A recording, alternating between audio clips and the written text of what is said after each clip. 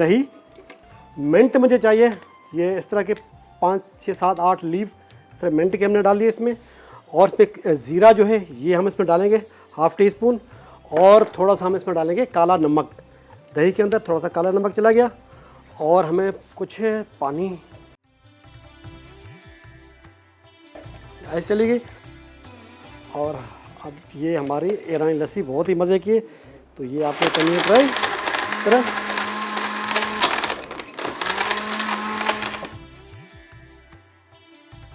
ईरानी लस्सी अज्जा: दही 250 ग्राम, पुदीना 8 से 10 पत्ते, काला नमक हस्बे ज़रूरत, जीरा पाउडर 1 चुटकी, बर्फ़ हस्बे ज़रूरत।